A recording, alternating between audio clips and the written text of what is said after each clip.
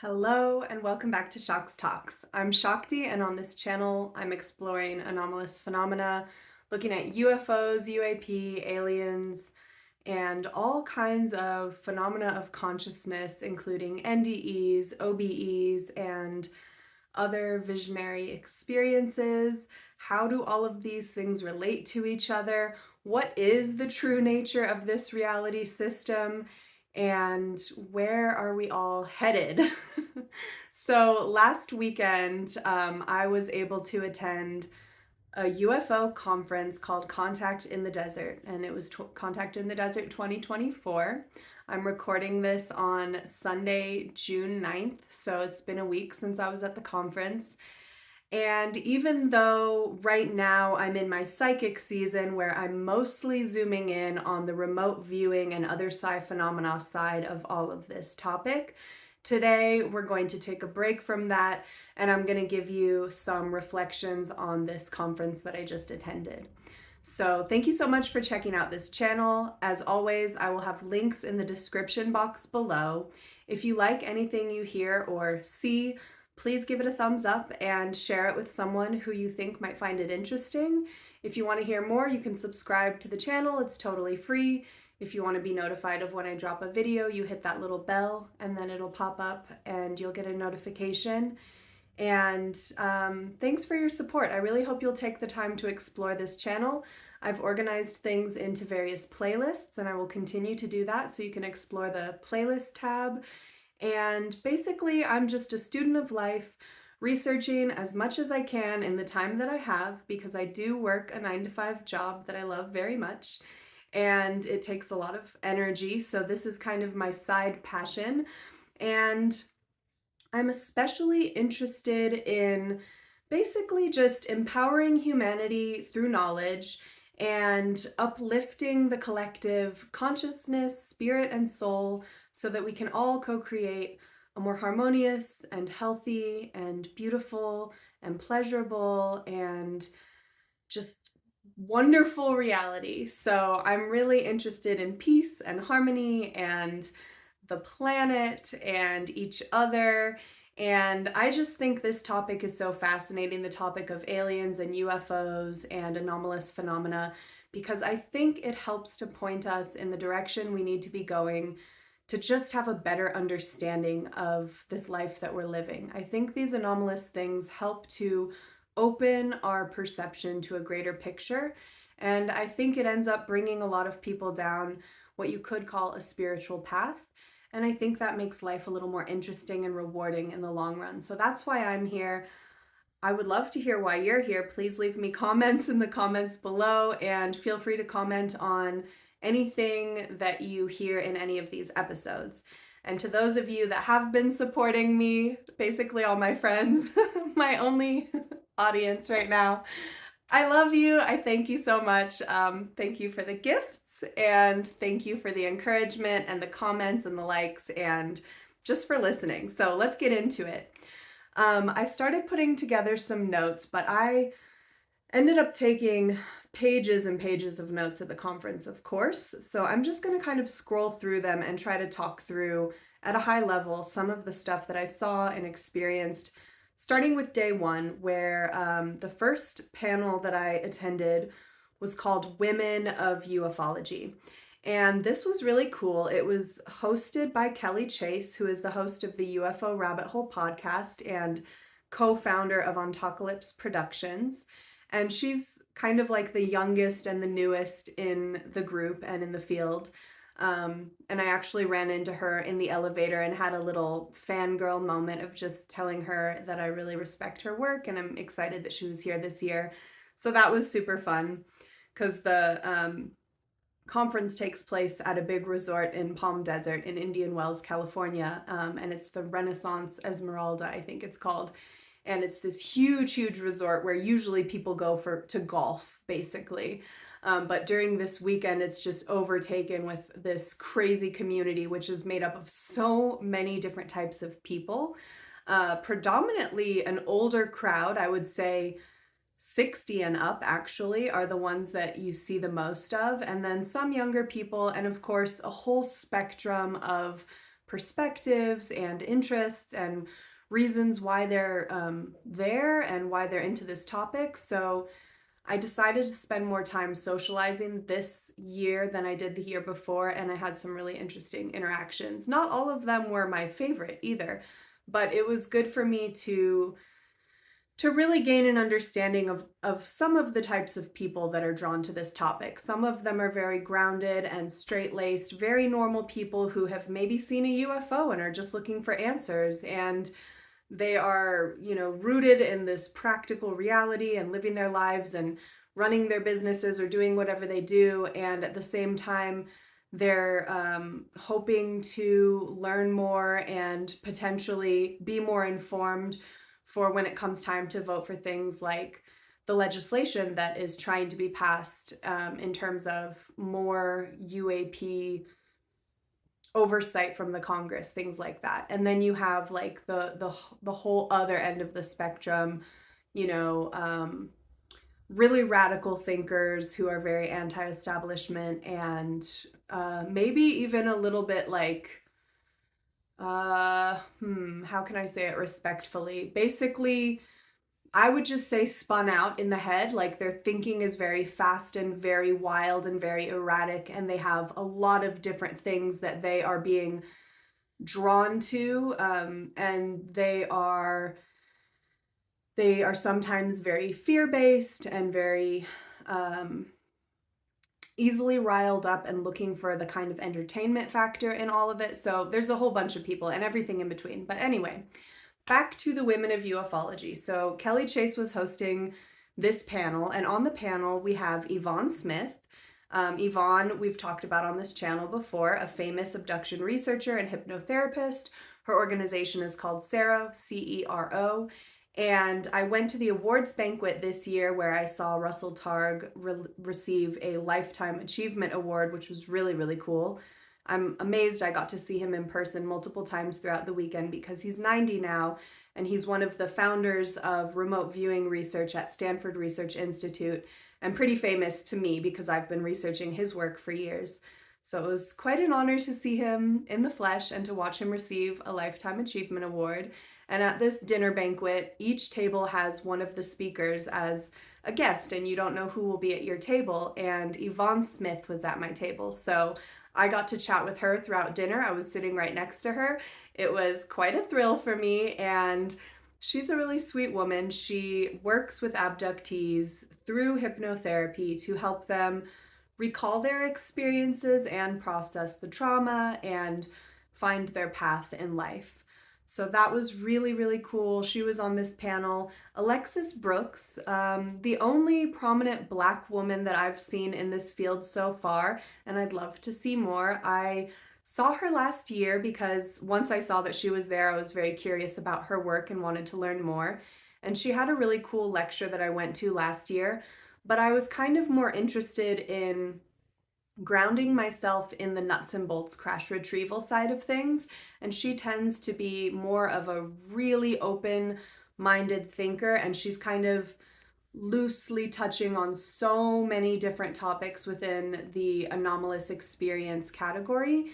And so I didn't really dig too deep into her work, but this year she was my absolute favorite person that I saw at the conference, and I'll tell you why. Anyway, she is a really powerful, beautiful, and humble woman, and I'm pretty blown away, and I'm definitely going to be zooming in and taking a closer look at everything that she has to say from here on out. She's a journalist, an author, a podcaster, and her podcast is called Higher Journeys with Alexis Brooks. And I've linked all of these people's websites and YouTube channels in the description box below. So whoever feels interesting to you, go check out what they have out on the internet, please. Kim Carlsberg, another woman who I had never really taken the time to study or research. I'm not sure if she's crossed my path at all in terms of people that I've looked into, but I just ordered her book, one of her books today. Her book is called Beyond My Wildest Dreams, Diary of a UFO Abductee. And her background is in professional photography and camera work. And she's an experiencer of over 100 abductions, including hybridization program stuff that was going on with her.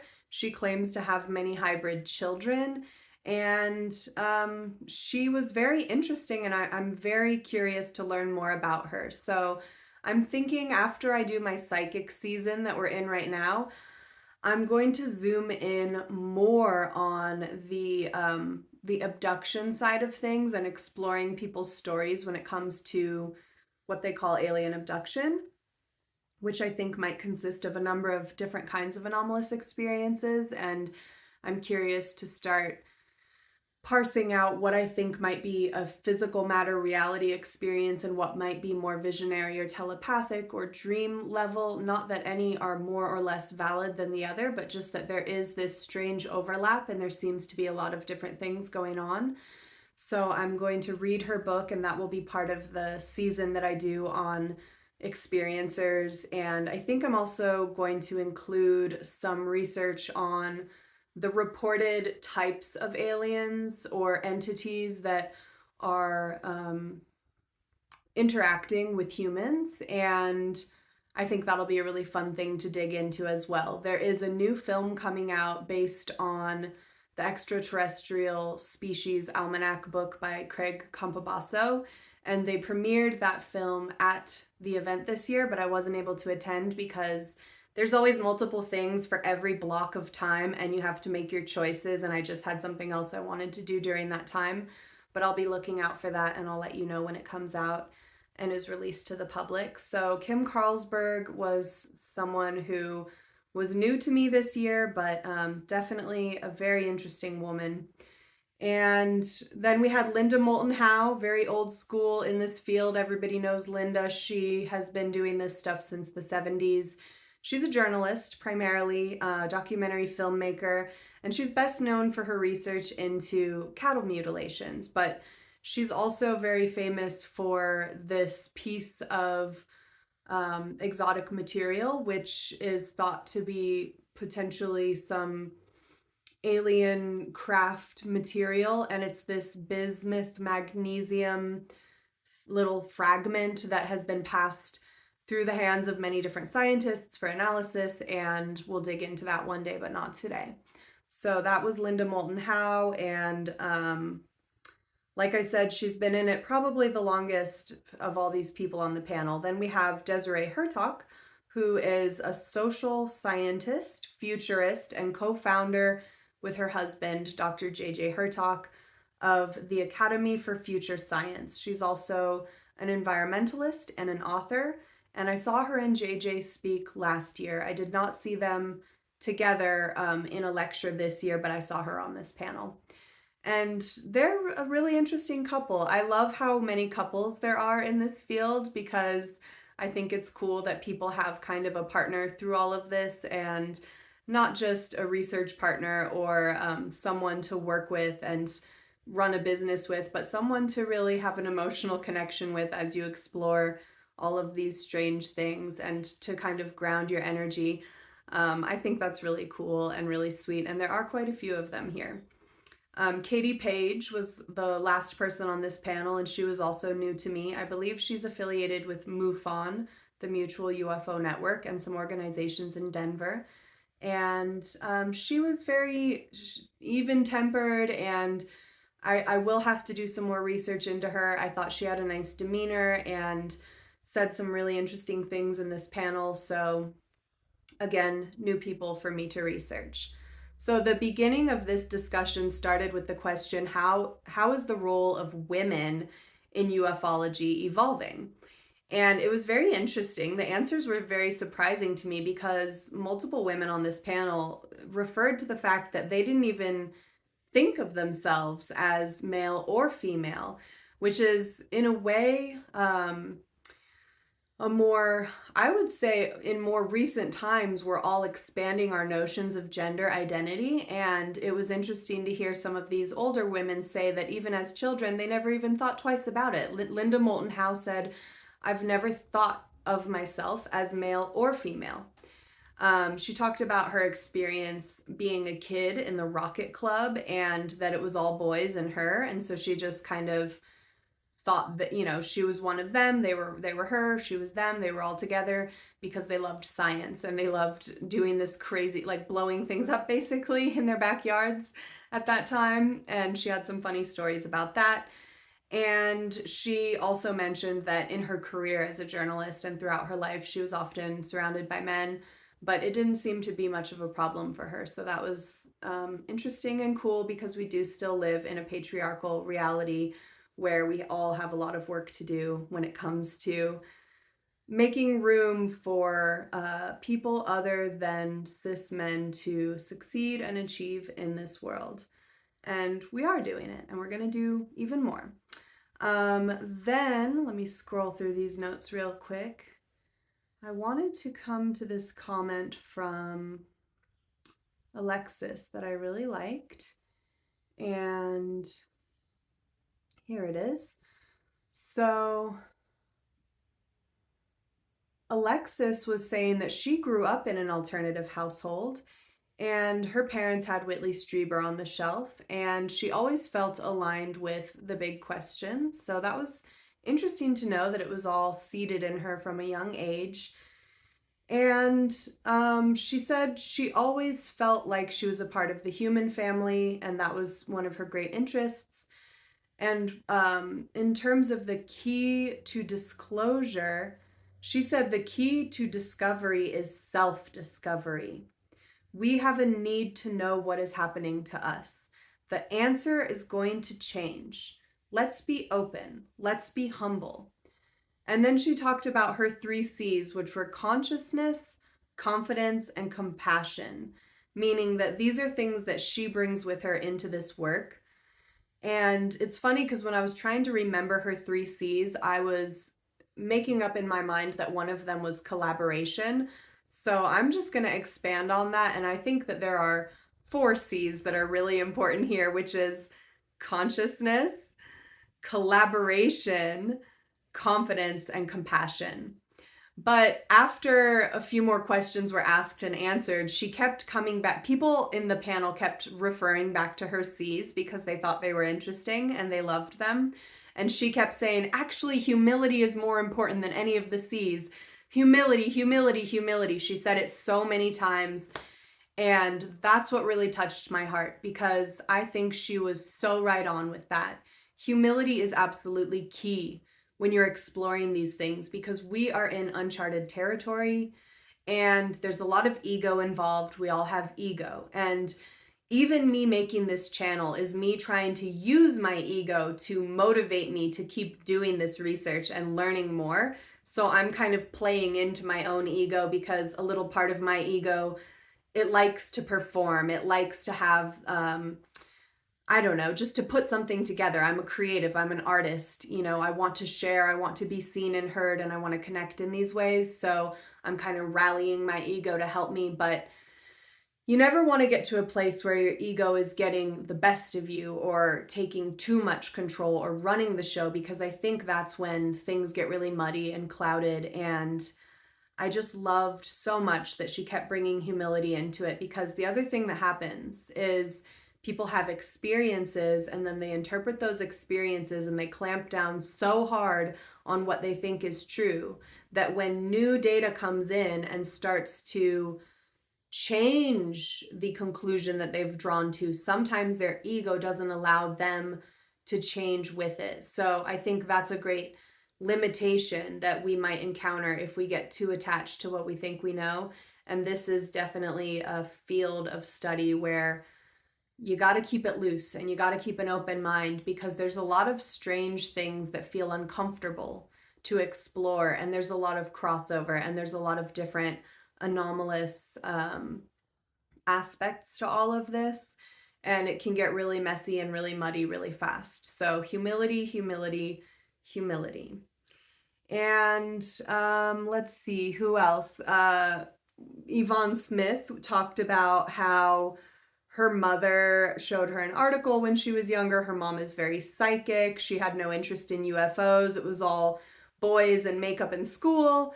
But she thinks her mother is an experiencer, and she went to this whole life expo in Pasadena, California, where they saw Bud Hopkins speaking. And then Bud Hopkins ended up becoming her mentor in the 90s. And this is what led her down the path of working with hypnotherapy to regress experiencers. She was working with John Mack, David Jacobs, and Carpenter. And I have to look up who that is because I don't remember Carpenter. But we've talked on this channel before about David Jacobs and some of his theories, and John Mack as well. And then, let's see, she's been in this for 33 years, and she did say right now something is happening and she'll be stepping out of her comfort zone. And interestingly, I got to speak with her at dinner, like I said, and someone at the table was asking her about disclosure, and she said that, you know, the truth is, because throughout the weekend we talked a lot about the stuff that's going on with the Congress, and, you know, we talked about this Schumer-Rounds amendment last year and all of these amendments that certain members of the Congress are trying to push through to change the National Defense Authorization Act to include some policy that would allow Congress and the government to access any and all crash retrieval materials and information from private programs and Black programs. And, you know, when they first tried to pass this, it got completely gutted and everything juicy was taken out of it. So it really had no legs to stand on. And now we're in a position again where so many people are working to try to like bring it back in different ways and modify it. And there's a lot of efforts, but the truth is we're dealing with money and power, you know, and it's really hard even as people to fight against that with the systems that we have right now.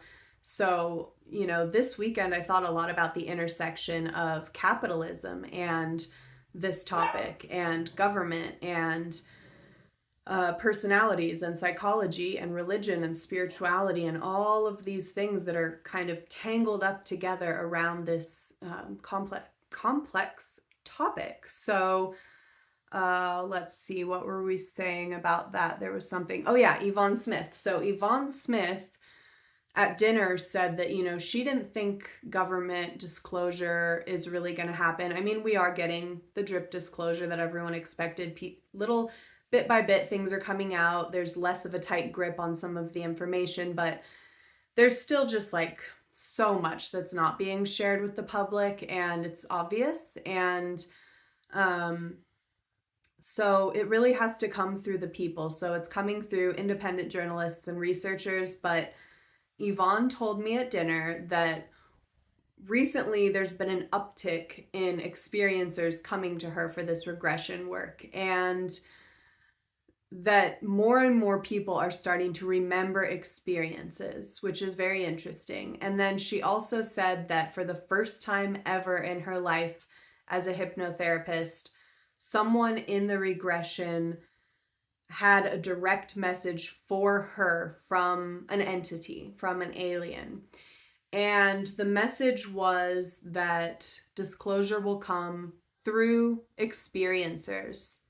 And whatever that means, you know, that's up to us to interpret. But I think what it might mean is that as more individuals have their own experiences and gain their own direct connection to the phenomena, a greater understanding can start to develop and emerge in the collective psyche and consciousness and in the global conversation now that we have the internet and we're all talking to each other. So that was pretty cool, pretty interesting, and, you know, we'll see what happens. Who else on this panel? So Desiree talked about psychics, growing up with psychics down the street, and this girl that she knew that everyone called Linda the ET, and she was directly connected with Orion. She said when she first met JJ, her husband, now they just like clicked. They both were on the same mental tip when it comes to all this stuff. So they just understood each other completely. And she also had seen a UFO in high school. This is kind of answering the question of like, how did you get drawn into all of this stuff? And she talks about portals. Portals are opening everywhere for people to communicate with more beings everywhere, and that we need to go to a higher consciousness field. And so basically her whole thing is that, you know, whatever's going on includes a number of different things, but one of those things is that interdimensional portals are opening on the earth, and there are people that are having more connections with entities because of these portals. She talked about Sedona being one of those, and I've actually never spent any time in Sedona, but there were a lot of people throughout the weekend that brought it up. I've always heard these alternative communities talking about Sedona as this hub of like healing and anomalous things, and I never felt that drawn to it, to be honest. But after this weekend, I'm pretty curious because it came up so many times in a way that kind of just like pinged something in my consciousness. So I might have to check that out because it's really close. It's not that far from where I live, which is New Mexico. But she said that basically we got to level up our energy. And if you're not attuned to the higher energy, then it becomes chaos. So she talked about being in an upward spiral, which was cool. And I'm just going to skim through this a little bit more and see if there's anything else I wanted to talk about. So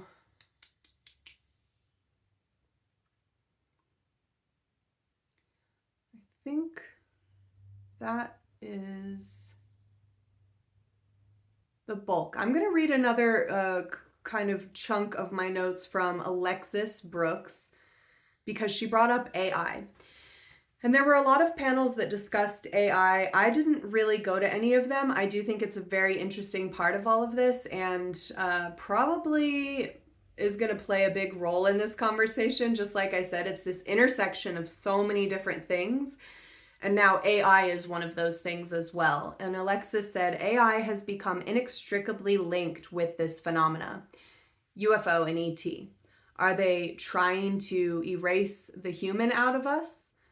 I proceeded to go on Google. I typed, can you bring, and it knew the rest. So she's talking about the predictive AI.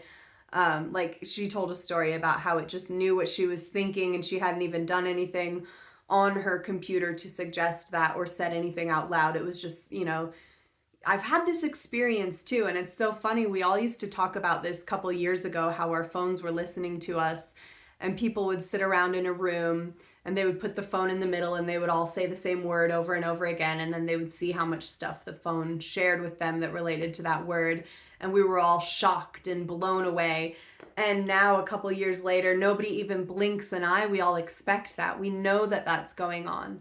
We know that that's happening. And we know that AI, for better or for worse, is infiltrating all systems and all platforms. And we will see a lot more of it. So something strange that I've been noticing is that sometimes I do feel that my device is so smart that it picks up on my thoughts, and I'm just observing it. You know, it doesn't really creep me out too much because I don't have anything to hide. So I find it interesting. I find it fascinating that the algorithms could be so advanced that they could be that predictive. But I've also heard some theories that say that when our technology becomes advanced enough that it is comparable to a life form like humans, then that is the point at which consciousness could choose to inhabit such a vehicle. So just like how consciousness inhabits a body, according to some theories,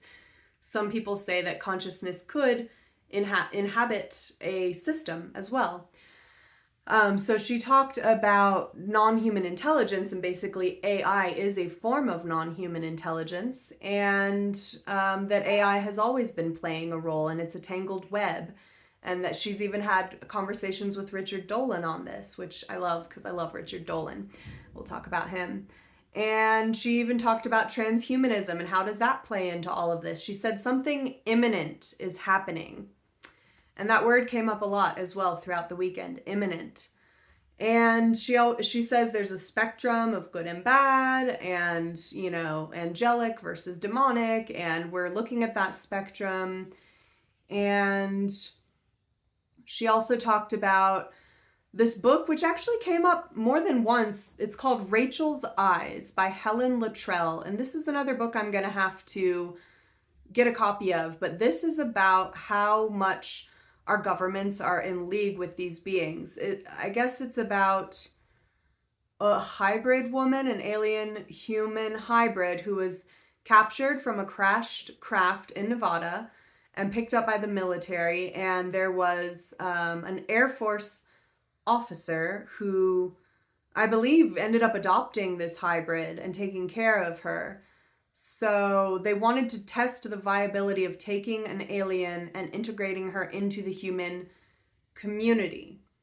And she was very different. And Linda Moulton Howe commented on this as well, saying the father ended up being this military operative, the quote unquote father.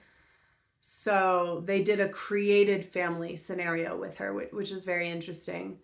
So I'm going to have to look that up, Rachel's Eyes, for my next season. We'll get into that story. And there was a lot more, but I'm not going to go over everything. I might break down these notes more later and pull out pieces. I just wanted to do kind of an overview today. So let's look at day 2. Day 2, what was the thing? So speaking of people I saw in the elevator, I saw Richard Dolan and his wife, Tracey Garbutt Dolan, and I love them. I actually squealed when I saw them, which was so dorky. I had my dog with me, and the elevator was like opening or closing, and I was like, ah! Because I really like them a lot. And later I got to go to their table and actually converse with them and shake Richard's hand and take a picture with both of them, which was so fun for me. And, you know, I treasure those kinds of things. I really treasure getting to meet these people in person because I am such a feeling, intuitive, and embodied person that when I encounter someone in physical reality, you know, in a close encounter, I feel like I get so much information. And I feel like that was happening all throughout the weekend. And I actually my system was so overwhelmed and energized by the end of the weekend that on Sunday night, I had an out-of-body experience, and I've been trying to make these things happen for over 15 years, consciously working and researching and learning and practicing all these techniques, and, you know, it's popping off now. So I had that out-of-body experience on Sunday night, and then I had another one since then during a meditation. And I'll talk more about that later because this is the psychic season, and it's not about me and my experiences, but I will share some of that. I'm taking really detailed notes when I do have these experiences so that I can compile them and over time, you know, make my own analysis of what this all means. Just like you would do with dreams or lucid dreaming or visions that happen in a meditation.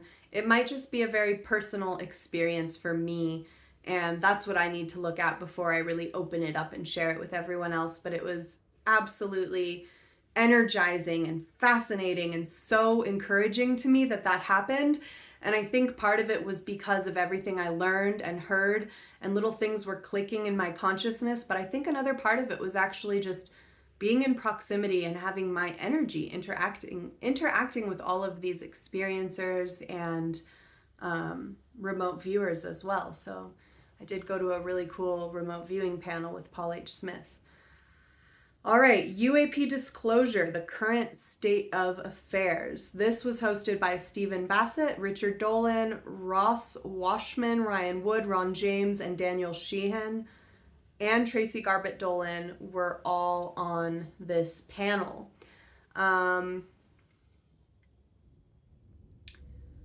Let's go with Dolan because I love Dolan. Here's the question. In the matrix of the government agencies, NSC, Pentagon, etc., when it comes to disclosure, material disclosure, what's in it for the gatekeepers? Why are they keeping it a secret? And Dolan said very little. There are far too many reasons for the secret not to come out. There's a lot of teamwork, groupthink, originality is not rewarded in these agencies. And the real question is, who's actually got this information to give up? Who even has the information? USOs, for example, and that is unidentified submergible objects. He said some major warships have been shut down for 30 minutes at a time, and there is no way people in the Navy don't have this information stored somewhere. Imagine that. A ship that's carrying nuclear weapons has a UFO sighting, and that UFO, just like it does with all the nuclear test sites, shuts down that ship's capability. Not for an instant, not the blink of an eye, but for 30 whole minutes. Everybody's scrambling, reports are being written, calls are being made. They're storing this information somewhere. That's his point. We're not dealing with a government, we're dealing with a labyrinth of factions. One thing we don't talk about enough is how this technology is being weaponized. My own opinion is that in the event of a disclosure, it's not going to be a controlled disclosure. Oh, I love this. He said this so many times throughout the weekend. So everyone's waiting for a big announcement or something where, everything is just rolled out and everybody is like, okay, here's disclosure, it's happening. He said, no, I'm starting to think it's going to be a situation similar to these organizations, the Pentagon, whoever else, being caught in the middle of the room with their pants down. He said it's going to be basically like an event is going to occur that no one was prepared for, which is such a fun thing to imagine personally. Like, I think it's so great and such a funny picture that he painted. But how cool would that be? Basically that like it will get out of their control, and that's how disclosure will come about. And obviously that's already happening with so many civilian sightings, these mass sightings, the Phoenix Lights, sightings around the world, experiencers having their own experiences. So there might be something even more in the next year or so that happens that is a big like, oh shit, we didn't plan for that. We can't control that. The cat's out of the bag even more. I think it's also Dolan who has been saying ever since Grusch came on the scene and started, talking about all of his stuff and what he's been learning as an intelligence officer who was tasked with researching and learning about these crash retrieval programs. Dolan kept saying the toothpaste is out of the tube and you can't shove it back in, which is funny. It's messy. It's out there. You can't just get it back in. It's out. It's happening, and now you got to deal with the mess. So speaking of Grusch, actually, while I was there talking to Richard Dolan at his table, I wanted some clarification because during one of these panels or conversations, someone made the distinction between witness and whistleblower. And for all of this time since last summer, when Grusch testified at the congressional hearing, we have been calling him a whistleblower, but the truth is he's not a whistleblower. He was approved. He's a witness who was approved to speak to the Congress. Now, this tiny distinction is everything because I myself had my own suspicions about Grusch because I was thinking if he's really leaking all of this super important information that nobody wants out there, how is he even still alive? I hate to be so dark and just kind of morbid about it, but why wouldn't these agencies, these powerful, money-hungry, war machine people shut it down? Well, because they approved it. So it was a limited approval. Obviously, he wasn't able to say everything. He wasn't able to share everything with the public, but he got clearances.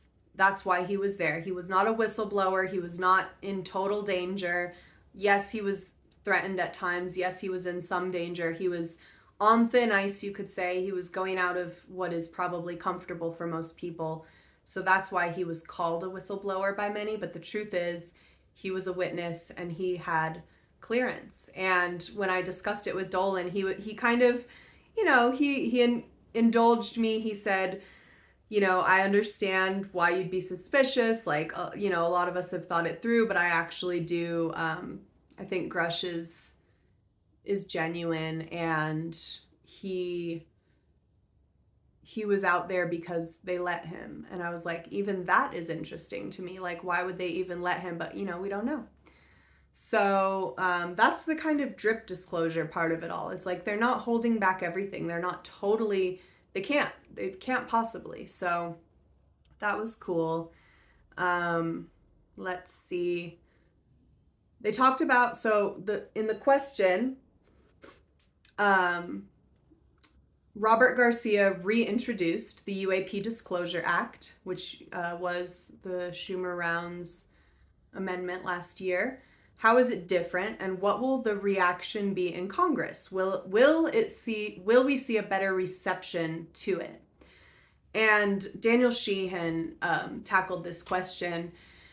He is like this amazing civil rights lawyer who's been doing justice work for the last 30 or more years. And he was the first person that I saw speak last year, and he really grounded this whole thing for me. I've talked about him on this channel before. He really blew me away with his stories, with his clarity, and just with his track record. I cannot list off the top of my head all of the major cases that he's been involved with, but I will link his website and his organization below. And if you do a quick search on him, you'll see he did some work with, like, I want to say it had to do with like protecting people who were, getting sick because of like some chemical runoff or something along those lines. Like, he's done different things where he's just helped people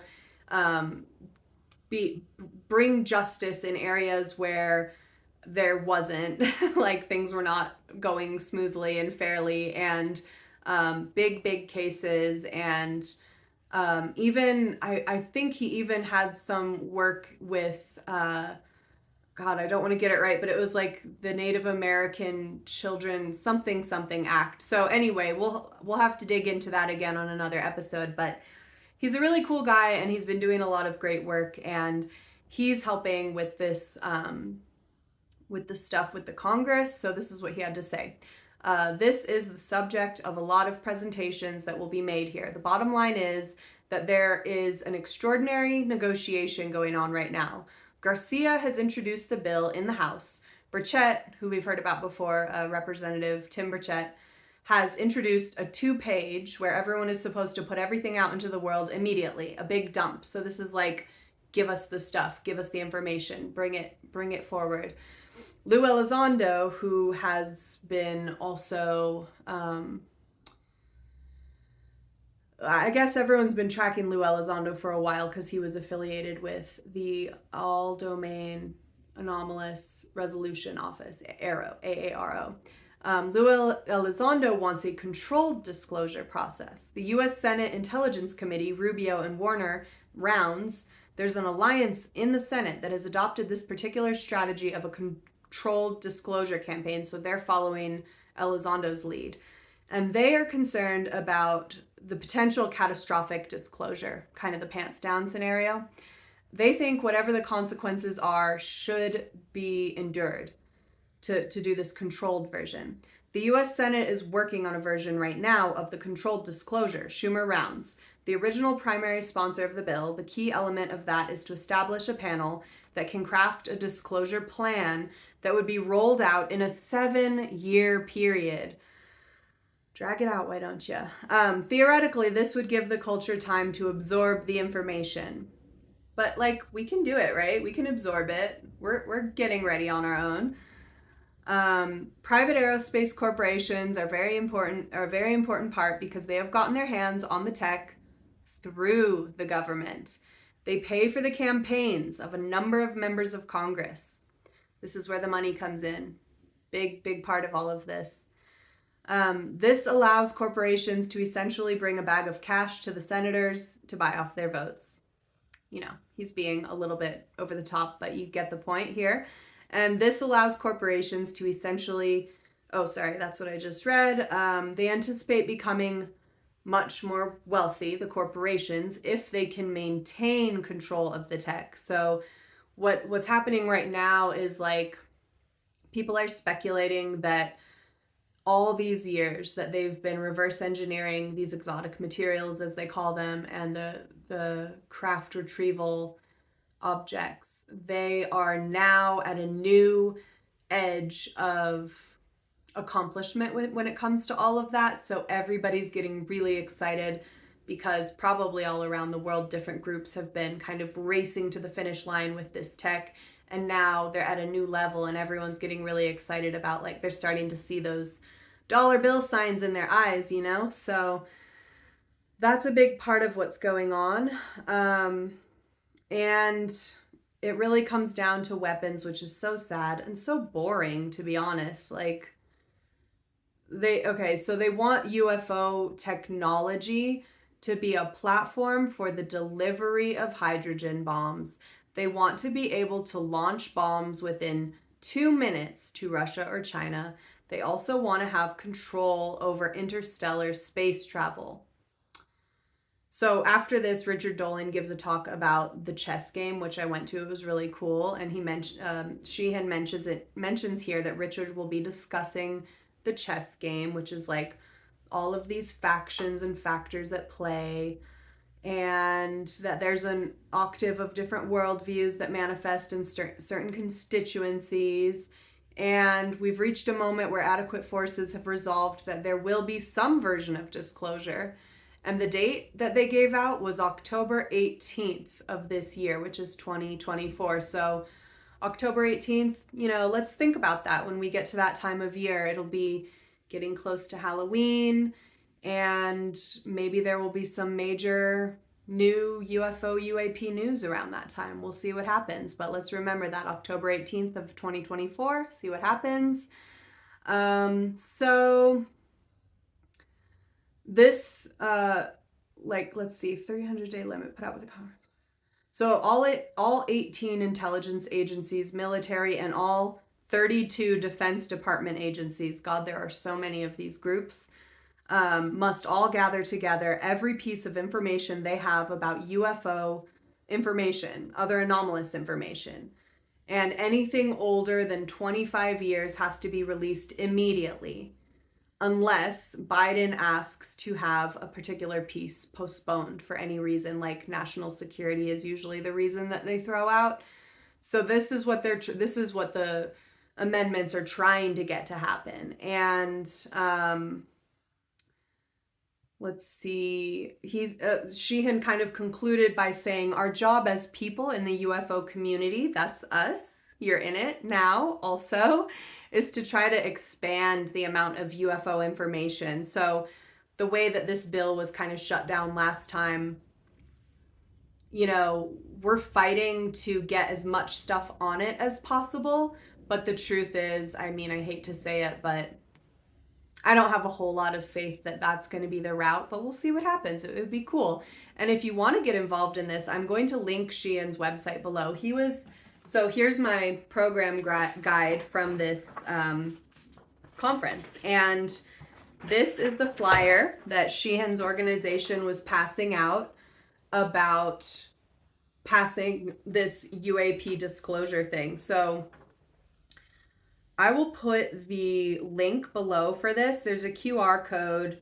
I don't know if you can scan a QR code through your whatever device you're watching this on, but if you scan this QR code, it will automatically take you to, basically it links you to whatever website you need to kind of urge Congress to, it's like a little vote. It's like urging Congress to pass this bill. And I haven't done it myself yet, so I should probably do it after this. I think it will also put you on an email list, or maybe that's an option that you can say yes or no to.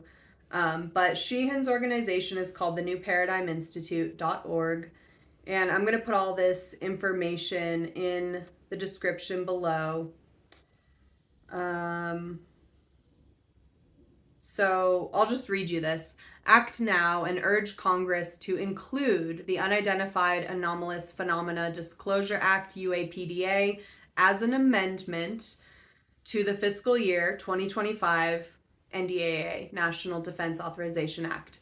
Last summer, a bipartisan group of lawmakers introduced the UAPDA, an amendment to the FY 2024 NDAA, and this UAPDA aimed to establish a UAP records collection protocol within the National Archives with a presumption of immediate disclosure of UAP-related materials, and create a 9-person This would initiate the creation of a 9-person independent UAP records review board.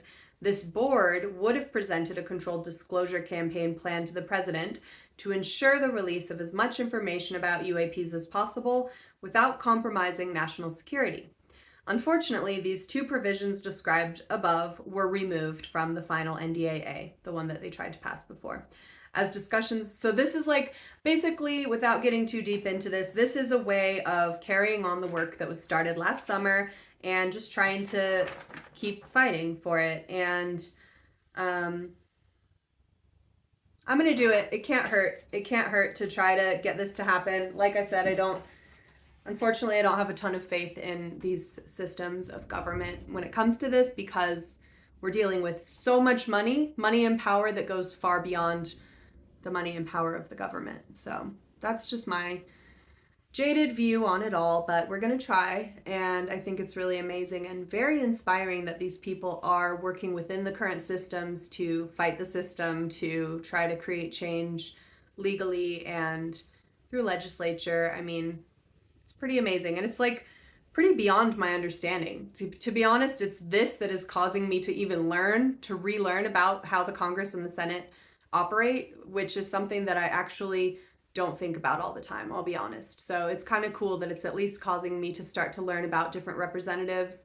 And then through that, I'm learning about more of the other stuff that they stand for or don't stand for. And it is important to work with the system that we have, even if it feels disheartening at times.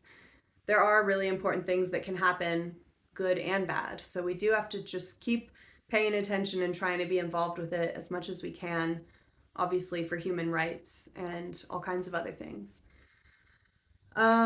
So let's kind of scroll down here. I know this episode is getting really long. Oh my gosh, I need to wrap it up in 10 minutes. So this panel, again, just so many more interesting questions. I could probably do a whole episode on every single panel that I went to, but we're just going to do a little taste today. So let me go ahead and hop over to day 3.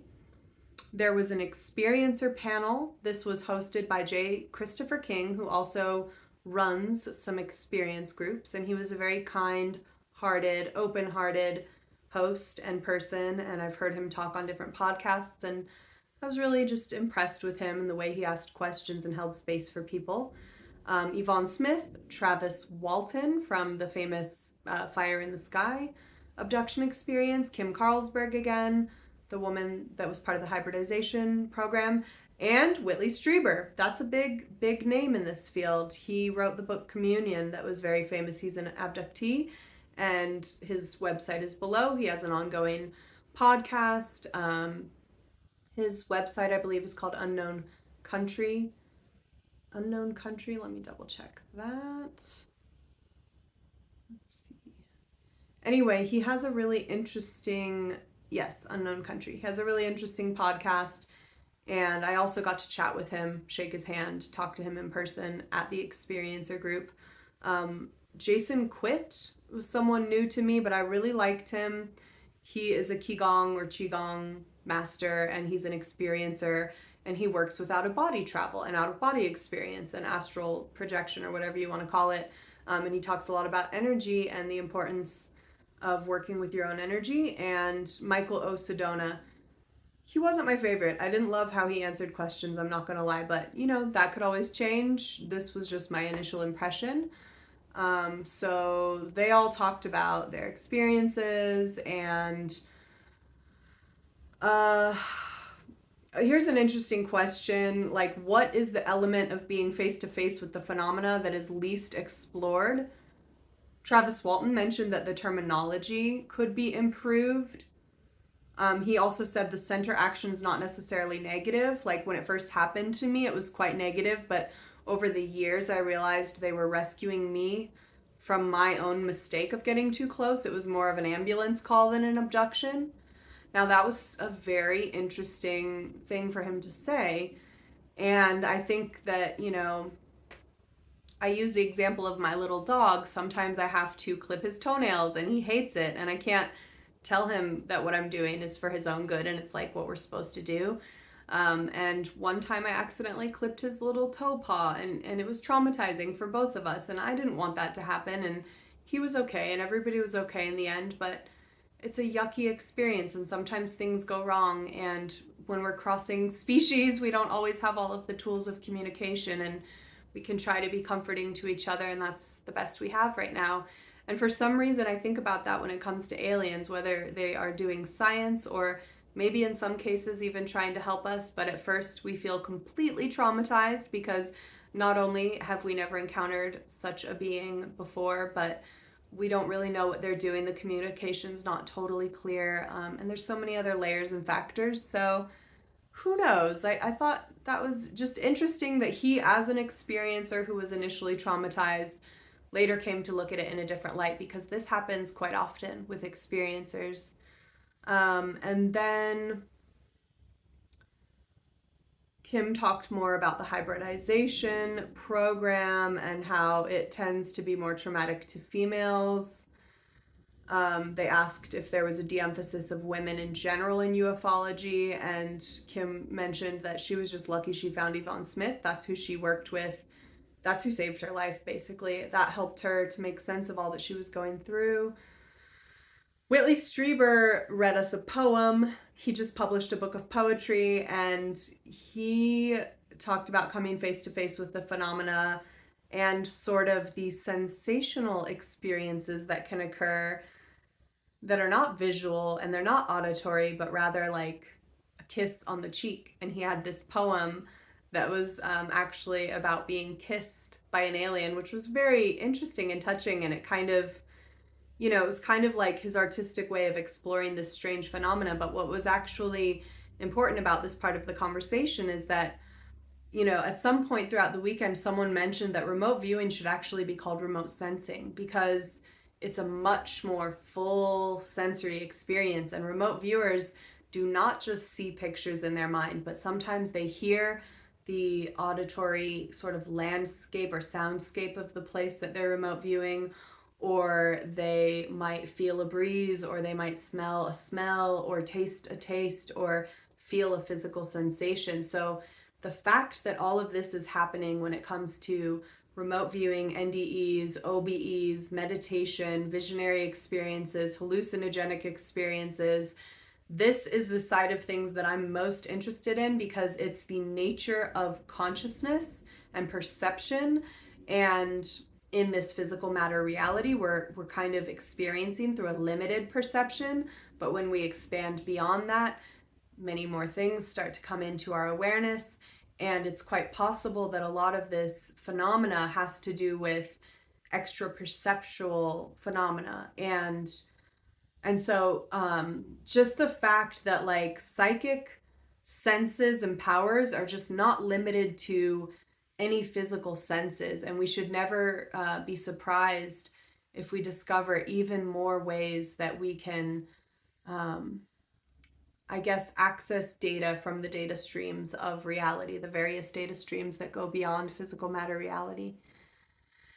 And gosh, I really want to wrap this quickly, so I want to skip ahead from this panel to one of the most interesting lectures that I went to, which was Richard Dolan's talk on USOs. Now, this year I was very much expecting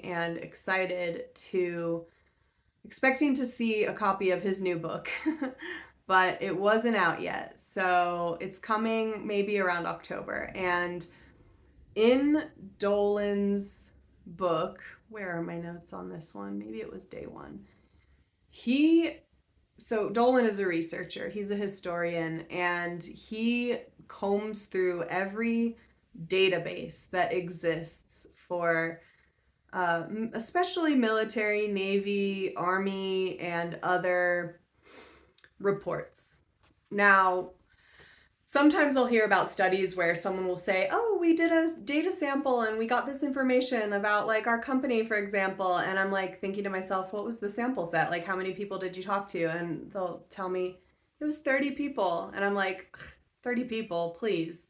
How is that? Like, why are we even wasting our time with this? What are 30 people going to tell us? That's just me. Anyway, this is 614 reports of unidentified submergible objects, you guys. This is so interesting. And he is going to be writing, or he's in the process of completing this 800-page research book. And again, I took detailed notes on everything he said in his presentation, and it was absolutely fascinating.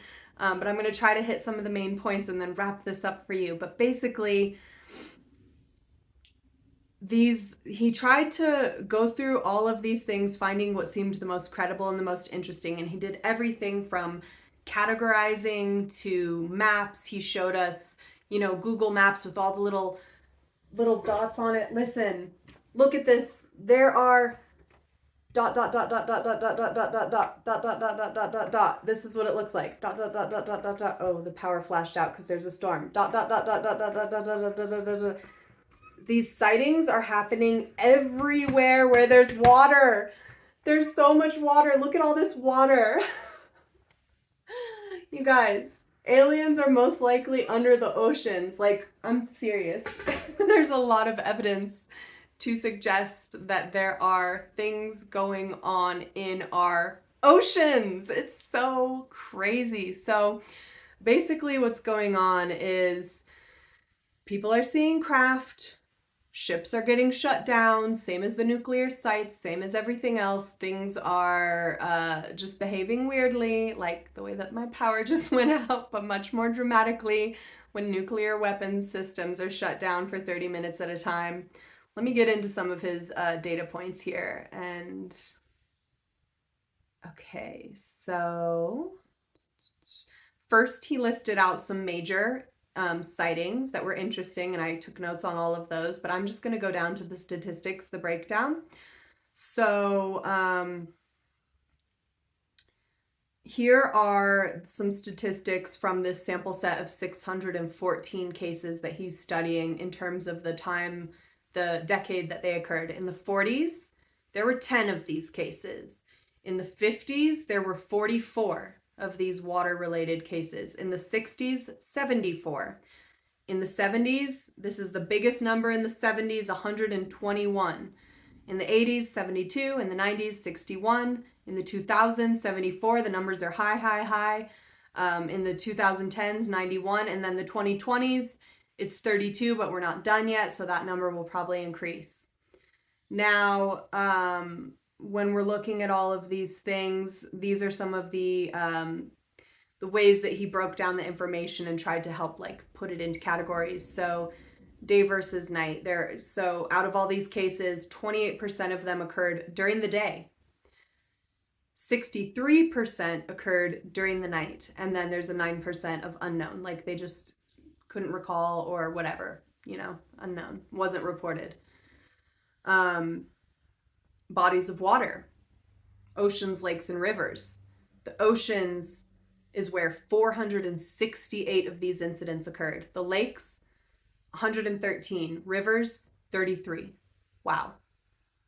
Who knew? Oceans, lakes, and rivers. 113 in lakes. That's pretty shocking to me. Now, the main sources for these cases came from MUFON, the National UFO Reporting Center, Newfork, I think they call it in the acronym. There was this website, Carl Feint's old website, and George Filer's Files, another website where people would write in from around the world. So he took, all different databases looking for these reports. Major databases that are pretty credible. 266 occurred in the Atlantic, 160 in the Pacific, 35 in the Indian Ocean, 4 in the Arctic Ocean, 3 unknown oceans. And he says, again, these are not necessarily accurate representations. They're just from this sample set. So he's just saying there's probably a lot more activity with no witnesses to it. So we have to take it all with a grain of salt. But it's still very interesting, right? It's a lot. So he's always very clear about these things and not trying to make us think anything that's not true, but just saying this is the data I have and this is what I'm reporting based on this data that I've analyzed. Sizes. let's see. So he categorized things loosely. He just had to choose some size categories. Like small means like it was, you couldn't fit into it. A human could not fit into it. So that's what he called small. Medium would be like you and a couple other people could fit in. So I'm thinking like, let's just say like an oven could be small size. Medium could be like a car maybe. Larger would be 50 to 60 feet is what he called large. So out of those three size categories, you know, there's some unknown stuff when it comes to sizes because they were at a distance and you couldn't really pinpoint the size or whatever. So that's 253 unknown. There were 35 small, 100 medium, and 217 large out of his sample set. And then in terms of the shapes of these objects, we have the disc or the oval at 26%, a light thing made of light, 19%, the sphere or the orb was at 19%, the cigar or the cylinder, just like the Tic Tac, was at 9%, triangular or cone-shaped 5%, cube or rectangle at 2%. He categorized, I'm just going to fly through the rest of these and not give you the numbers, but he looked, because we can all read his book later, or I can report on that when I get it. He looked at the sound they made. Was it a hum? Was it a buzz? Was it mechanical, other, or no sound? Luminosity, was it luminous or not? He looked at the relationship to water. Did it emerge from the water or enter into the water? Was it seen below the water or above the water? Or was it like on the surface or emerging from the surface? I'll just tell you, out of these numbers, things emerging from the water was the highest percentage, coming up out of the water. Entering into the water was the next one on the list at 38% and 32%. And then these other observations around sudden acceleration, positive lift, transmedium, low observability or no signature, effects on the water. Like, did it have an electromagnetic effect? Was there light? Effects on the witness. So some of them had more than one effect. Some of them had like a light effect. 43% of all cases had some effect on the witness though. And then we looked at the witnesses in terms of, was it one witness or was it 10 or more people or was it an unknown number of people? The majority happened in a small group, which he called 2 to 19 people. And that was 56%. So it wasn't just single witnesses. It was a small group of people that saw. And one witness was at 26%. And then 10 or more people, that was 17%. Was it close? Was it a medium distance, which is up to a mile, or was it beyond a mile? And the close encounters up to 100 yards was the highest at 49%. And then where was the witness? Were they on land or water? A lot of times they were on land looking at the water. And then, well, actually it was about 50-50 for that one. So it was only a little bit higher percentage on land, 54%. The other percentage was on the water, like on a ship. So 50-50 for land or water. And then 4% saw beings, and almost the same percent had missing time. So yeah, here are his concluding thoughts from this presentation, and I'll probably have to do more on this later because it's such a cool presentation that he gave with so much more information, including specific sightings, which I will tell you about later. But we're running out of time. So concluding thoughts, this is a global phenomenon. There is a certain historical duration to this. So there is a Chinese case from over 1,000 years ago, and it's interesting, but it might not be a USO. It could be something else, but I think he includes it like in the foreword to his book. But typically this phenomena and the subject matter that he's really looking into when it comes to this started around the 40s. And there's variation of the object types. There's variation in luminosity and color. Orange is a color that occurs a lot with these things. There's intelligent maneuverability. Many are silent. Some interaction with the observers, like where it's kind of playing with them or coming closer or whatever, something like that, or some effect on them, or effect on their ship or technology. And there is some physical and environmental effects that are measurable among these cases. And there is obviously military interest and involvement, and there is secrecy and a lack of official acknowledgement. So obviously there's an intelligence operating in these USOs. These are not meteorites. There's clearly an exceptional advancement and knowledge when it comes to them. They're more advanced based on the way their tech operates. And it would appear overwhelmingly likely to be something not from our civilization, aka alien. Logical to assume that the presence of undersea bases, either temporary or long-term, US military and many other militaries must know about this. So Catalina was one of the bases that he mentioned a lot, and it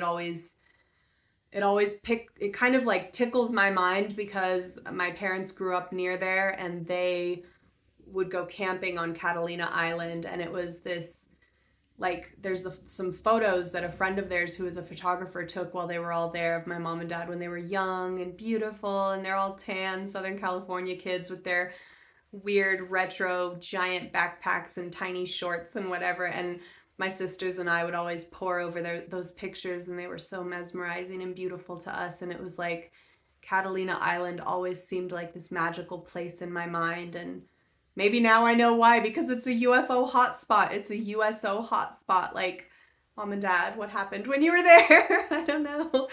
But I don't know. Catalina Island is where a lot of sightings have happened. And God, there's just so many more places too. So, wow, that was a lot of information for today. And I've gone over an hour. I hope I can actually upload this. I've got to cut it off now. I love you all. Thank you so much for listening. There will be more. I'll keep unpacking these notes and sprinkling them throughout the next episodes. But when we get back, I'm going to dive back into the OBE stuff. Luis Monero's book, Demystifying the Out-of-Body Experience. I heard him pronounce his name Monero, so I'm going to go with that now.